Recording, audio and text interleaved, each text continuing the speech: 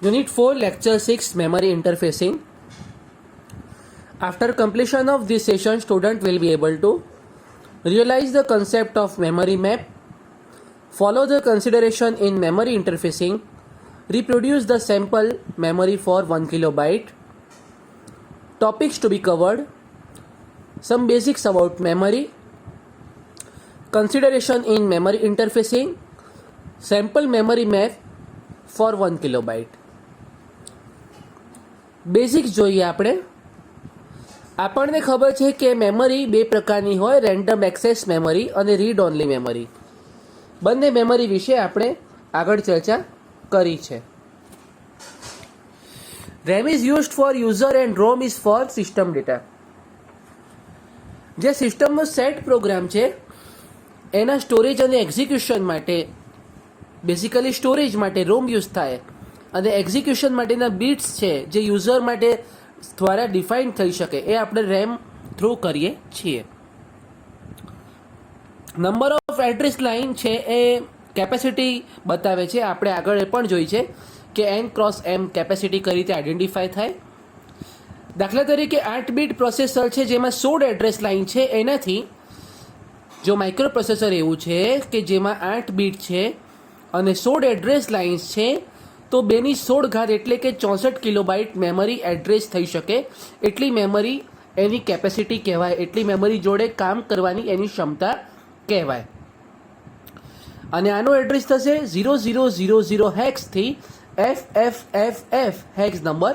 આપણને અહીં ખબર છે કે FFFF એનો અર્થ 65,536 એટલે કે 64 કિલોબાઇટ થાય.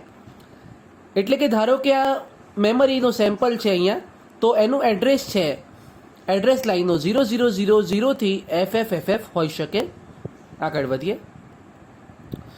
Consideration in interfacing memory.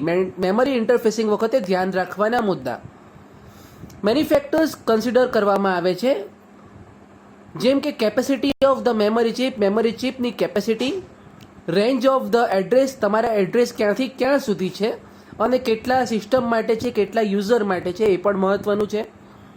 અને મેમરી ટુ બી ઇન્ટરફેસ્ડ, તમે કઈ મેમરી ઇન્ટરફેસ કરવા જઈ રહ્યા છો. આગળ વધીએ. આપણે અહીંયા સેમ્પલ 256 બાઇટ્સની મેમરી જોઈએ, રેમ જોઈએ. 256 બાઇટ રેમ હોય. 3 આપણને ટર્મિનલ ખબર છે: ચિપ સિલેક્ટ, રીડ બાર અને રાઇટ બાર. ચિપ સિલેક્ટ સેલ સિલેક્શન માટે, રીડ અને રાઇટ ઓપરેશન માટે. જે ઓપરેશન હોય એ ટાઈમે એ સિગ્નલ એક્ટિવ લો છે. ઓકે, આની પસંદગી કઈ રીતે થાય? તો કે આના સપોઝ ઇન્ટરફેસિંગ, આના જે પોઈન્ટ છે લોકેશન માટે A0 to A7 છે, તો બાકીના બીટ ક્યાં જશે એ જોઈએ આગળ. તો રાઇટ ઓપરેશન માટે MEMW એટલે કે મેમરી રાઇટ માટે સિગ્નલ હોય, રીડ માટે સિગ્નલ હોય. અને આ જે છે અહીં તમે જોઈ શકો છો A0 to A7 છે, તો બાકીના જે છે A8 to A15 16 address line હોય ત્યારે, તો આના પરથી તમે ચિપ સિલેક્ટ કરી શકો.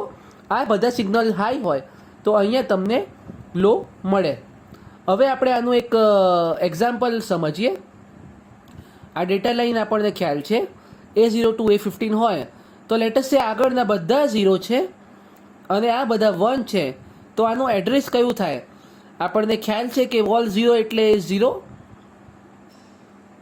આ ચિપ સિલેક્ટ કરશે અને આ FF 1111 એટલે કે F થાય અને 8 વખત 111 છે તો FF. તો આનો એડ્રેસ થાય 0000થી 00FF. તો આ 256 બાઇટ્સ મેમરી થાય.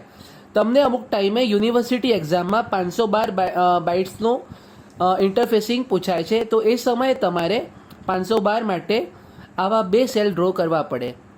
આગળ વધીએ. અહીંયા તમે જુઓ, આપણે બીજું લોકેશન કરીએ આગળ. 0000થી 00FF એની રેન્જ હતી. અહીંયા બીજી કોઈ રેન્જ જોઈએ તો સિગ્નલ તમને ખ્યાલ છે બધા, તો ડેટા લાઇન્સ તમને ખ્યાલ છે. તો અહીં ફરક એટલો છે કે અહીંયા 1 છે એટલે કે એડ્રેસ બદલાઈ ગયું. તો આ કેસમાં આ ચિપ સિલેક્ટ છે તો આ એડ્રેસ થશે 80FF. તો આની રેન્જ થશે 8000થી 80FF. આટલી રેન્જ સુધી મેમરી એક્સેસિબલ થશે. આગળ વધીએ. આપણે 256 × 4 એટલે 1 કિલોબાઇટ મેમરી વિશે વાત કરીએ. મેં તમને કીધું એ પ્રમાણે અહીં તમને અમુક વખતે 512 પણ પૂછાય, 512 બાઇટ, તો 256 × 2 કરી દેવાના. તો લેટેસ્ટ છે કે આપણા એડ્રેસ લાઇન છે 16.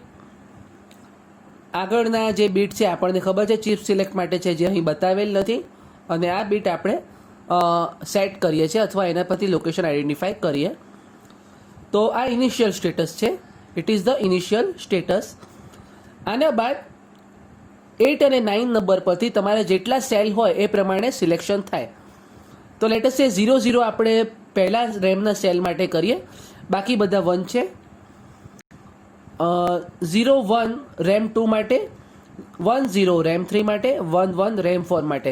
એટલે 256 × 4 એટલે 1 કિલોબાઇટ તમે દરેકનું ઇન્ડિવિજ્યુઅલ એડ્રેસ તમને મળી જશે.